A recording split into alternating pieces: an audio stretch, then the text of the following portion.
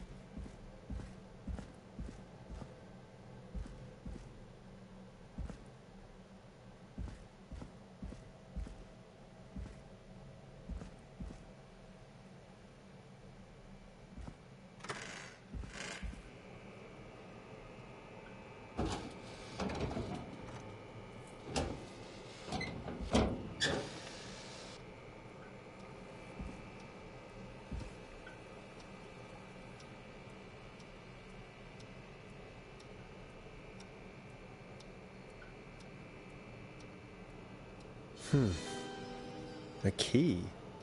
Was this always here? I must have missed it when I brought everything upstairs.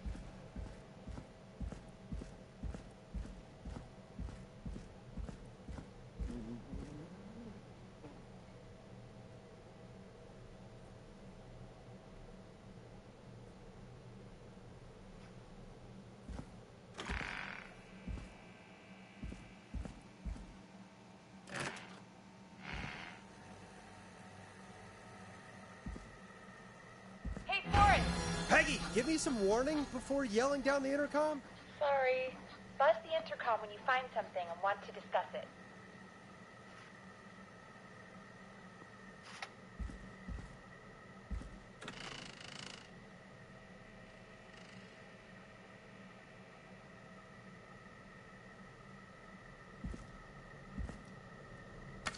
Peggy, I've found a tape and a map down here. A map of what?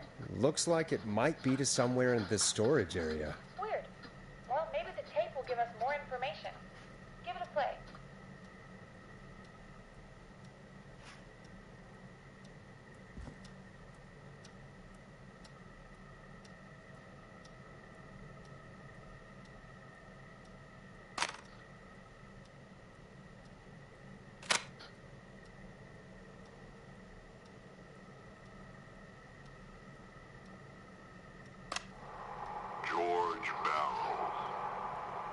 '68.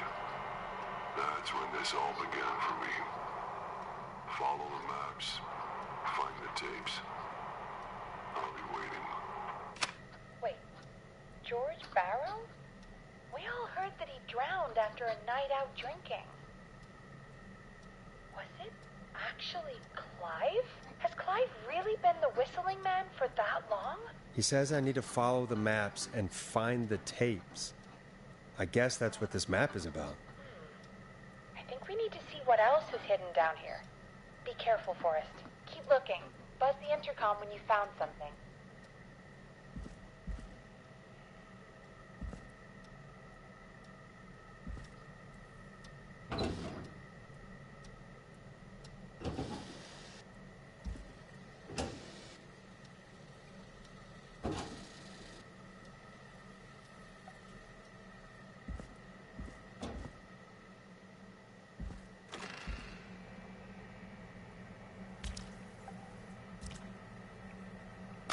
Time of autopsy is 7 a.m. Cause of death is asphyxiation from drowning. The degree of rigor mortis indicates that the subject has been deceased for 5 hours. That puts the time of death...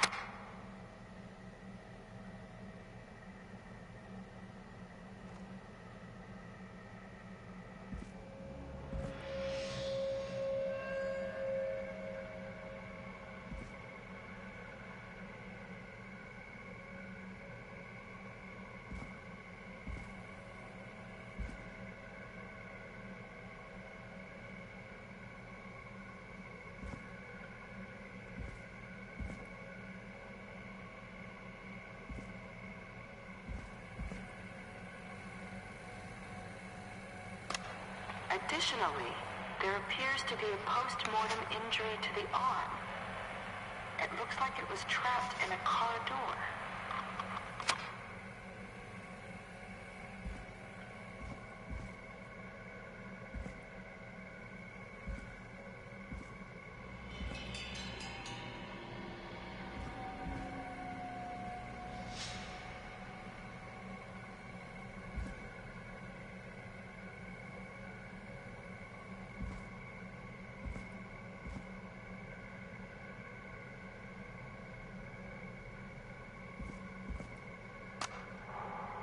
Listening to this, then I'm probably dead. What the... I'm a man who likes to stay informed. I've got subscriptions to newspapers all over the country. A few weeks ago, I noticed headlines cropping up in those papers, one after the other. Each headline about a murder. Each murder, the death of someone I knew almost 20 years ago. And each one drawing closer to Gallows Creek. Drawing closer to the anniversary. None of us are innocent, but I don't think we deserve killing. All I hope now is that I can save some folk from the worst that I can. I don't know. Do something to make up for what I did back then, I guess. I didn't kill anyone, mind you, but that's past mattering. Now, there's more I could say that I should say, but my employer made it clear that my family would pay a high price if I ever spoke out. So, hopefully I've said enough for you, listener, whoever the hell you are, to start putting the truth together. What the hell? Peggy is not going to believe this.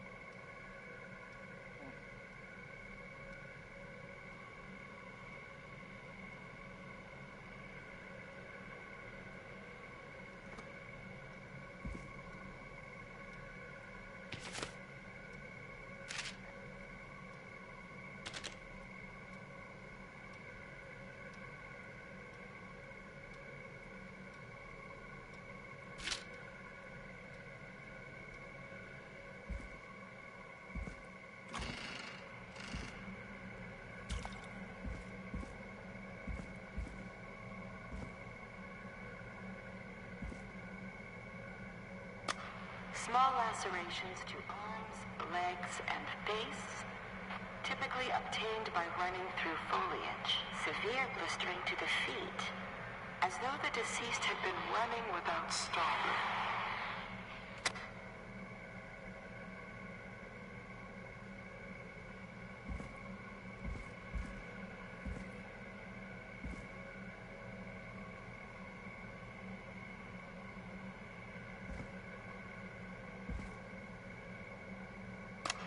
Preliminary toxicology results shows no signs of inebriation.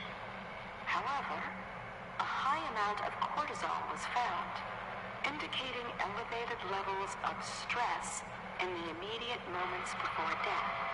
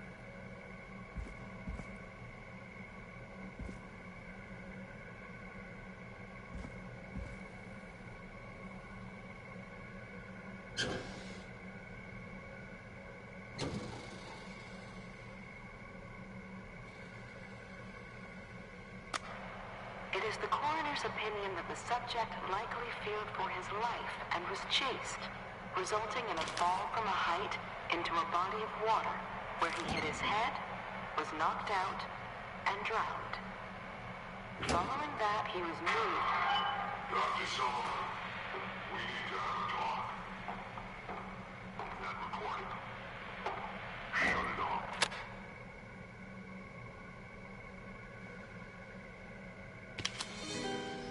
This has to be important.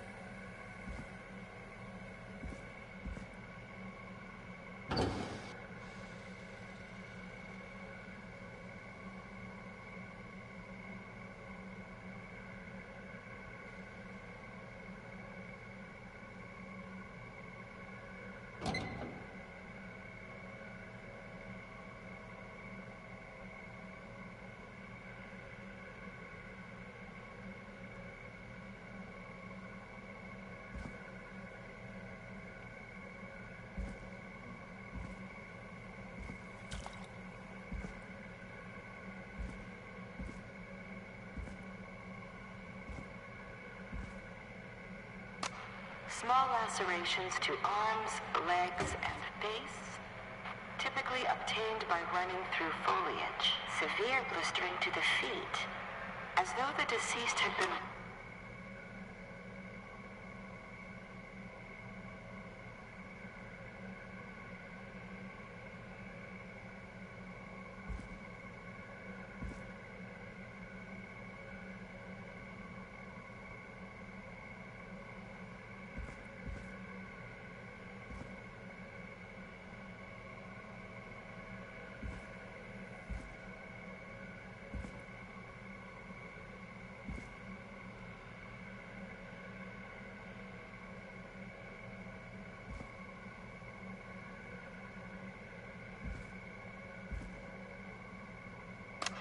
Preliminary toxicology results.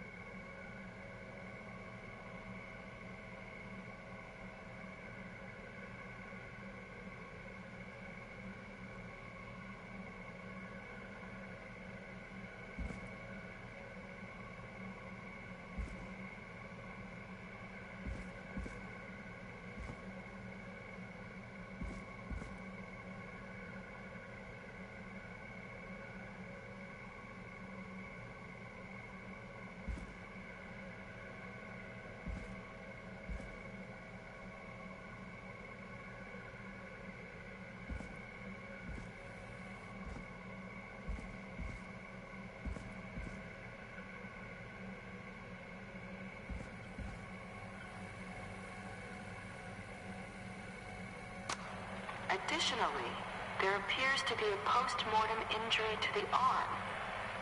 It looks like it was trapped in a car door.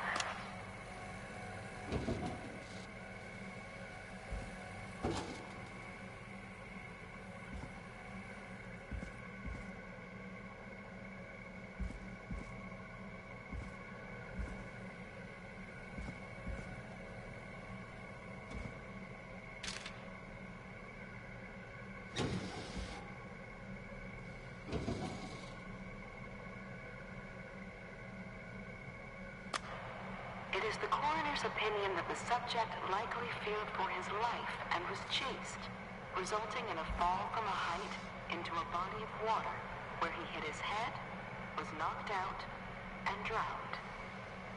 Following that, he was moved. Dr. Sullivan, we need to have a talk.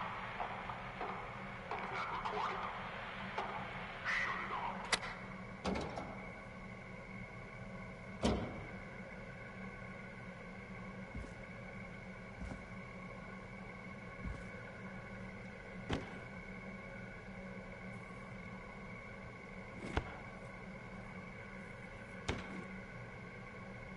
Ooh, a new vinyl for my collection.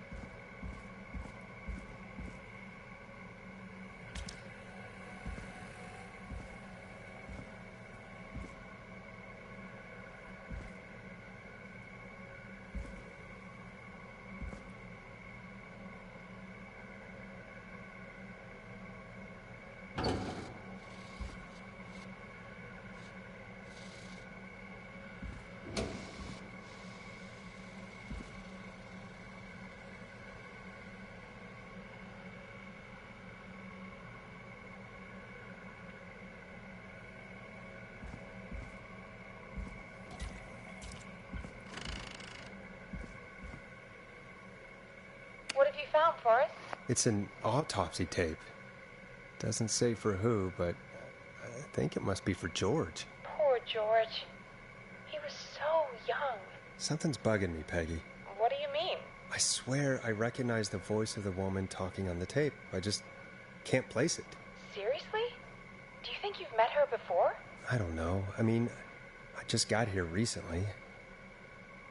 I don't know. Found another tape. It talks more about how George died. What did it say? It sounds like he was running for his life. Sprinting through trees and bushes, getting cut up all over. What would drive someone to do that? I'm not sure yet. There's also a tape about a toxicology report. There were no signs of drinking or that he was on anything. What?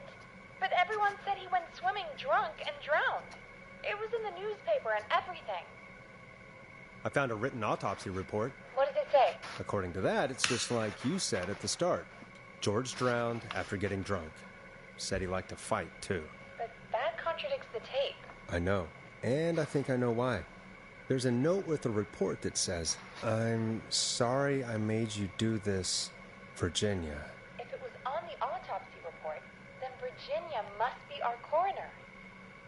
Wait, the caller from earlier, when we had to call the takeout restaurants, wasn't her name Virginia? If only she had made it. Then we might have learned more about what's going on. It's okay. We did what we could. The takeout idea was a long shot as it was. I found a tape that introduces a new detail to the story. Post-mortem injury. Apparently, his arm got caught in a car door. A car door? Yeah, after he died. How do you suppose they can tell? How can they tell? I'm a radio producer, not a coroner. In another tape, the coroner comes to the same conclusion as I did. George was running from something. Maybe an animal? Maybe, but then there's this next bit, where the coroner thinks he was moved post-death. Moved the body? How weird. At the end of the tape, someone burst in and demanded Virginia stop recording. I think it was Clive. This is starting to make sense now. This is a conspiracy to cover up what happened to George. I think I found Clive's last recording.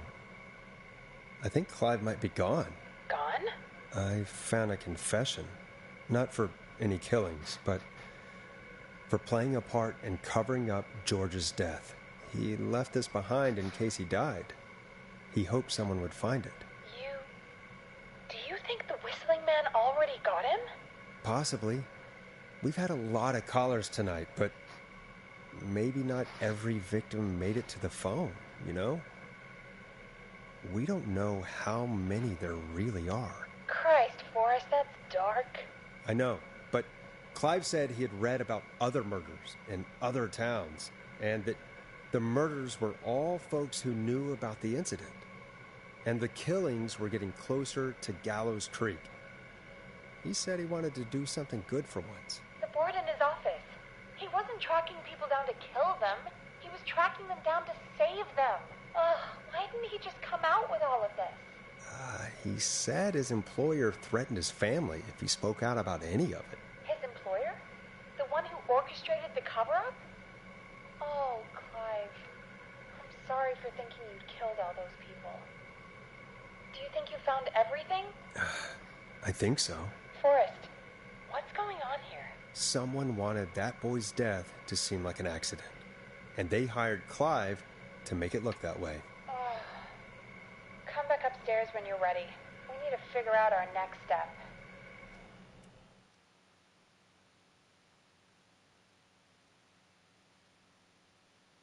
Thank God you're back, Forrest. I've been running out of stuff to pad our airtime with. Peggy, you work in radio. Forrest, I'm stressed. I mean, really, how are we supposed to keep a show going with all this happening?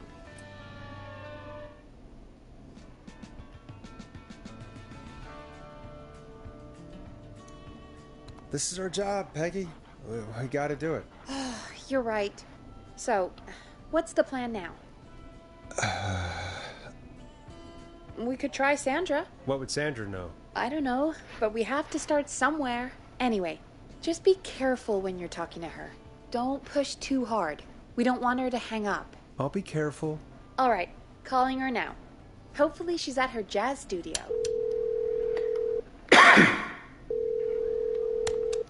Aha!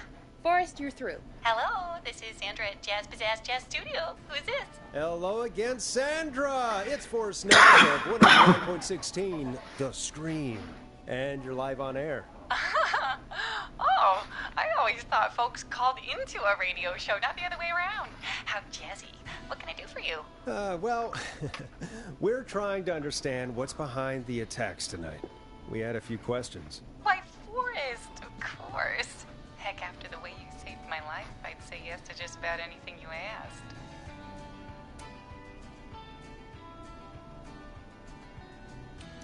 Really? Well, that sounds nice. I might just call you back tomorrow then, too. You got my number. But what about tonight? Is there anything you want to talk about right now? Remember why we called, Forrest. Of course. Do you know why the Whistling Man might have targeted you? Ha! As far as I can tell, he was just a knife-wielding psycho with superhuman cardio. He'd have chased after anybody. Right. Well, we think he might be chasing specific people. People who know about the death of a boy named George. Oh, I don't know anything about that. Sorry.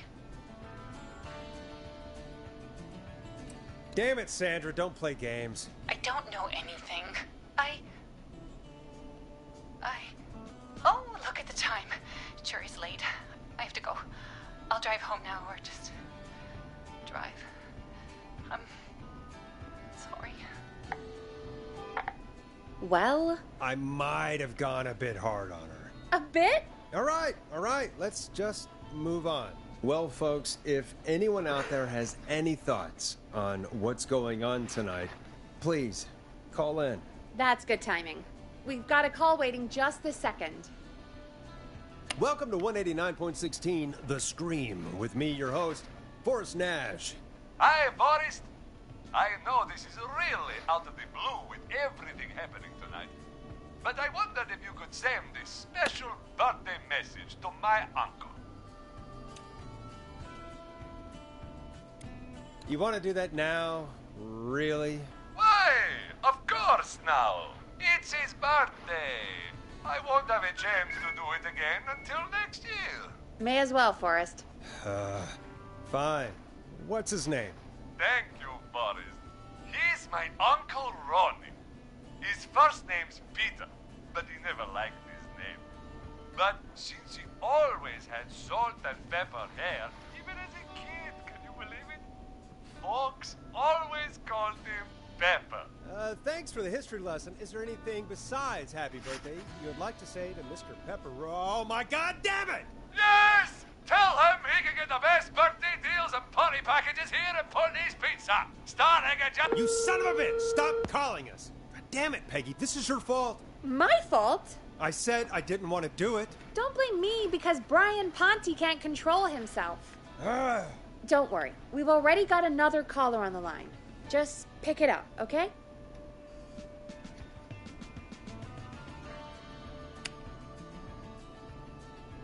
This is 189.16, The Scream. I'm Forrest Nash. You're on the air, caller.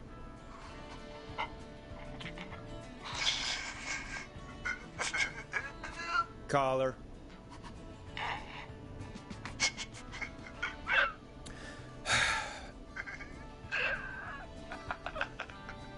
Ponte. Ponte's Pizza always delivers. Come rain or sleet or whistling man, we'll be there.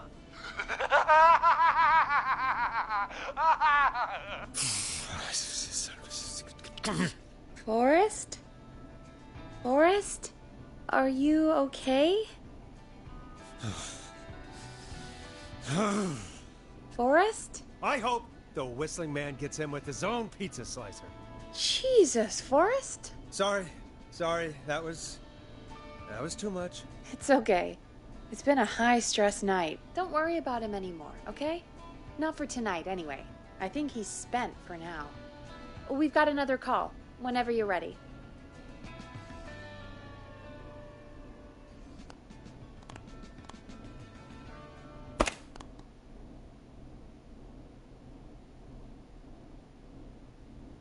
Hey, Big Shot, hit the button and take the call.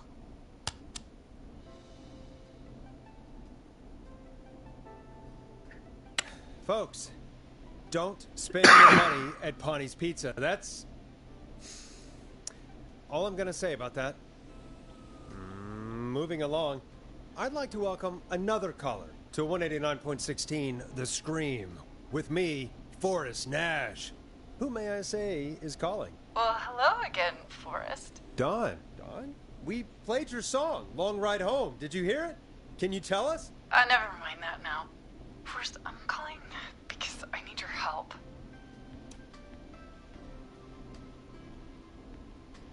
Dawn, we had a deal. Kept my end. Who is the next target? Oh, it's too late for that now. I'll be the judge of that. Oh, fine. Chuck Brody was the next target, but that ship sailed.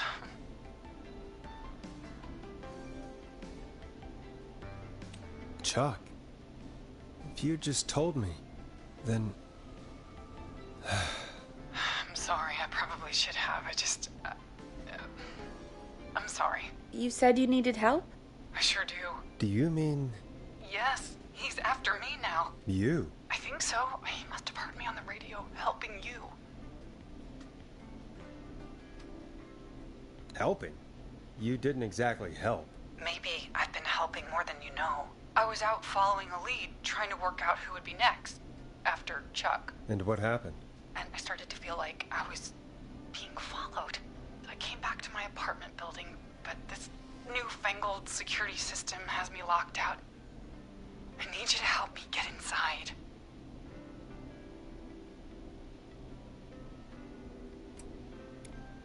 Can you go somewhere else? Home is the safest place I can be. Please, the front gate requires an entry code to open. I need that code to get inside. Which apartment block do you live in? Maybe one of our listeners lives there too. It's the New Woodside apartment building between the town hall and the trailer park, but I doubt any of your listeners live there. I don't have many neighbors. Sounds like a prime piece of real estate. The sound really carries at night. Shit.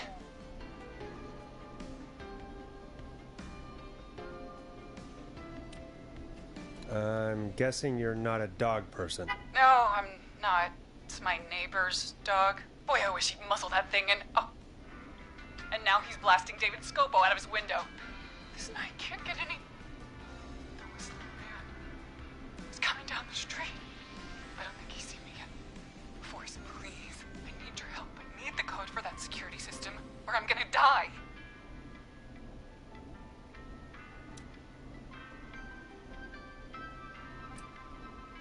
What's the name of the security system?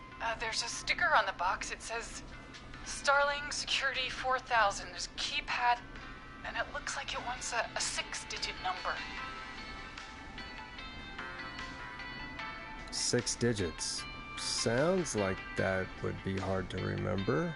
Yes, very hard, especially on a night like this. Yeah, of course. Don't worry, Dawn. Thank you, Forrest.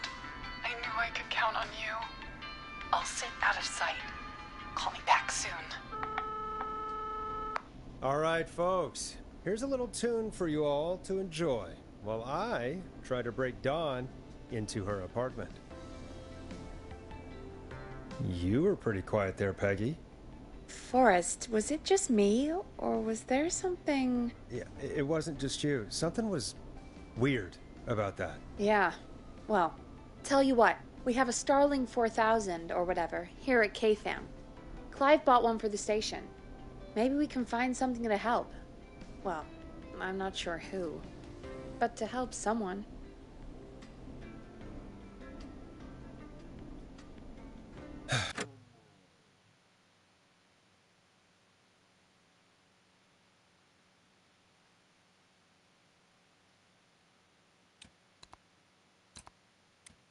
Okay, so she's locked out of the Woodside Apartments, and somewhere, Clive probably has the papers for the Starling 4000.